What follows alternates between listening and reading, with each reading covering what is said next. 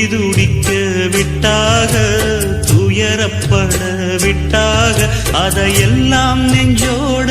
மூடி மூடி வச்சா தன்னால ஒரு பாசம் அன்போ